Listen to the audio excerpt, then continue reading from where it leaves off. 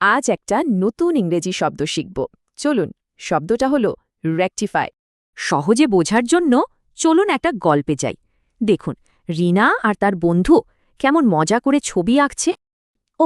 কিন্তু হঠাৎ করে একটা অঘটন ঘটে গেল। রিনা ভুল করে ছবিটার ওপর পানি ফেলে দিল। এই যে ভুলটা হলো, এটা ঠিক করার জন্যই কিন্তু আজকের শব্দটা, আর সেটা হলো রেকটিফাই। তাহলে রেকটিফাই মানে কি? সোজা কথায় কোনো ভুল ঠিক করা, মানে কোনো কিছুকে আবার সঠিক করে ফেলা। রিনা ঠিক করল সে তার ভুলটা রেকটিফাই করবে, তাই সে মাফ চাইল আর ছবিটা ঠিক করতে সাহায্য করল। দেখুন, রেকটিফাই শব্দটার মধ্যে একটা দায়িত্ববোধ আছে। এটা একটা খুব পজিটিভ শব্দ, তাই না?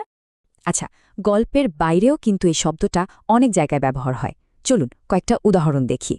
যেমন ধরুন, কোনো কোম্পানি বিলের একটা ভুল রেকটিফাই করল, মানে ভুলটা ঠিক করে দিল। আবার রাজনীতিতে কোনো নেতা হয়তো দেশের একটা সমস্যা রেকটিফাই করার কথা দিলেন, মানে সমাধান করার কথা বললেন। কিংবা ধরুন, কারোর সাথে ভুল বোঝাবুঝি হলো, তখন কিন্তু নিজের কথাটা রেকটিফাই করে নেওয়া যায়, তাই না? তাহলে মূল কথাটা কি দাঁড়ালো? কোনো ভুল বা সমস্যা খুঁজে বের করে সেটাকে ঠিক করার কাজটাই হলো রেকটিফাই করা। এবার একটু ভাবা যাক তো, এমন কোনো ছোটখাটো ভুল কি আছে যা আজই রেকটিফাই করে ফেলা সম্ভব?